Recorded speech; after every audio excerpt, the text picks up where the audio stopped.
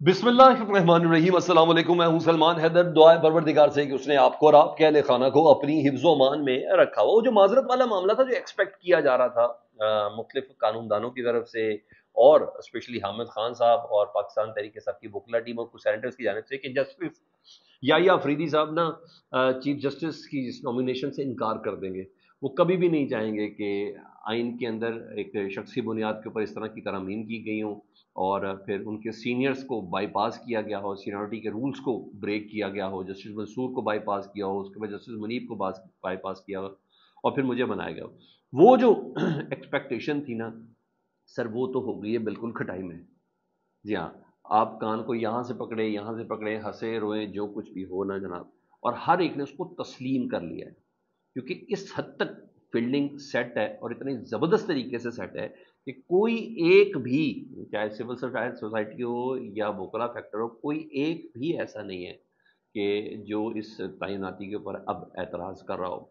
और डेफिनेटली आज बुशरा बीबी साहबा की खबर, और वो भी मैं आपके साथ शेयर करनी है कि भाई वो तो अब रिहा हो गई हैं, उनको ज़मानत मिल गई, अब उनका कोई केस भी नहीं है। तो पाकिस्तान तहरीक इंसाफ के लिए एक अच्छी खबर है, चाहे इसके कि कोई और चीज़ बीच में से ना निकाल दी जाए। लेकिन ज़ाहिर है केस में कोई दम था भी नहीं। ये चीज़ें मैं ज़रा आपके सामने रखता हूँ। सबसे पहले ये जो वो याहिया अफरीदी, जस्टिस याहिया अफरीदी साहब जो हैं, जिनको अब बाकायदा तौर पर नामजद कर दिया गया है, नोटिफिकेशन भी हो गया और अब वो हैं ही हैं। 26 अक्टूबर को उन्होंने हलफ लेना, जब तक हलफ नहीं लेंगे तब तक कोई ना कोई सारी गुफ्तगू कुछ ना कुछ सामने आता रहेगा ना।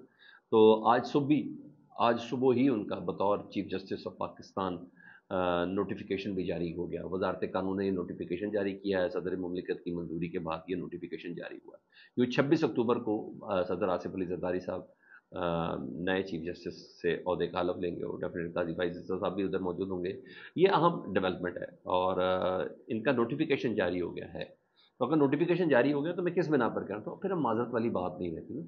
अब जब क्योंकि नोटिफिकेशन से पहले उनके पास था, वो किसी भी कहते हैं वसीले से वो बता सकते थे कि भाई मैं इन्हीं नसूल के ऊपर कारबंद हूँ और मैं चीफ जस्टिस का ओहदा नहीं संभाल सकता। जस्टिस मंसूर है मेरे सीनियर, जस्टिस मुनीब है मेरे सीनियर। तो अगर ऐसा तो भाई अपने सेक्रेटरी के ज़रिए कर सकते थे, रजिस्ट्रार सुप्रीम कोर्ट के ज़रिए कर सकते थे और अटॉर्नी जनरल के ज़रिए वो इनकार कर सकते थे। तो ऐसा नहीं है, तो फिर इसका मतलब है कोई माजरत वाला सीन है भी नहीं।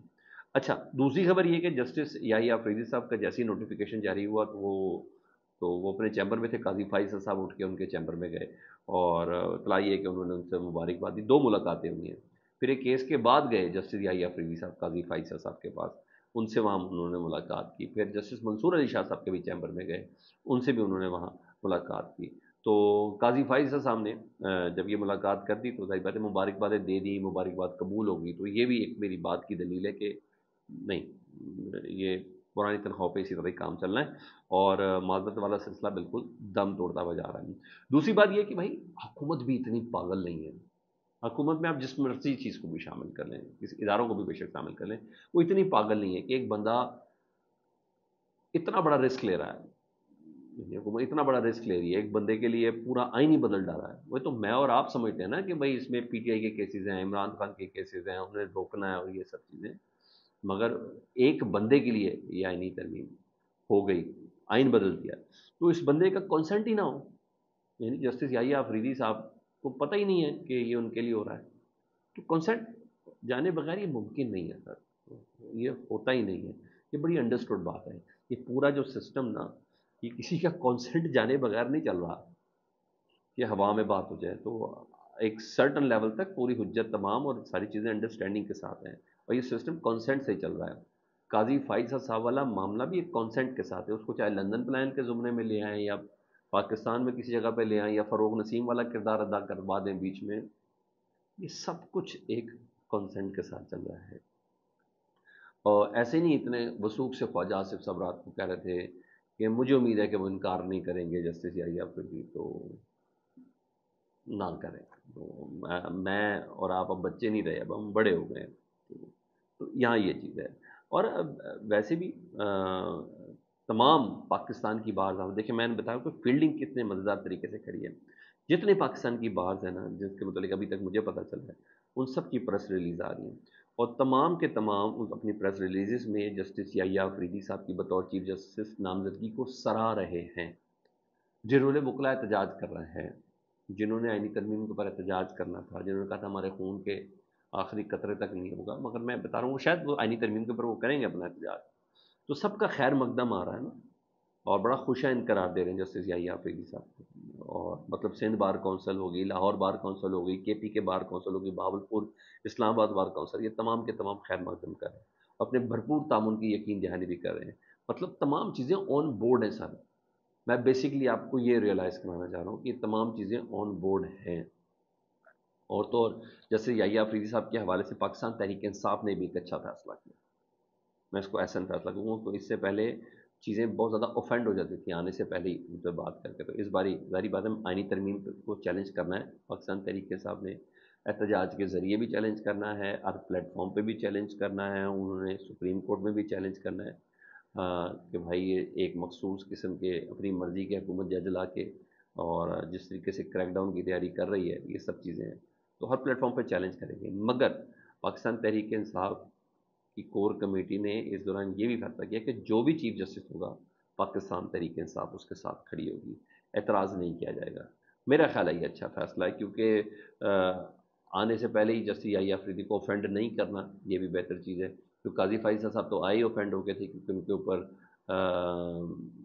बकौल इमरान खान साहब के इस्टेब्लिशमेंट ने उनके खिलाफ रेफरेंस भेज दिया था, और फ़रोग नसीम ने वो रेफरेंस तैयार किया था, तो वो तो पहले दिन से ही ऑफेंड थे। और फिर आर्मी चीफ वाला मामला, वो भी मुतनाज़ा हो गया था, या बयानिए इस तरीके से तरतीब दे दिए गए थे। तो मुझे ऐसा लगता है कि जस्टिस याहिया अफरीदी साहब के साथ खड़ा उन्होंने कहा कोई भी चीफ जस्टिस हम उसके साथ खड़े हैं। ये एक ऐसा है जहाँ जब अहदे का वो गलत इस्तेमाल करेंगे, कुछ करेंगे इस तरह की चीज़ें, तो फिर वो उस वक्त मुखालफत होती भी रहेगी। तो ये अच्छी बात है। बहरहाल जस्टिस याहिया अफरीदी साहब जुम्मे के दिन काजी फाइज़ साहब का जो फुल कोर्ट रेफरेंस होगा, उसमें खिताब भी करेंगे। तो इस खिताब वाली खबर के बाद भी मैं आपको बता दूं कि यानी कोई चांस ऐसी चीज़ नहीं है।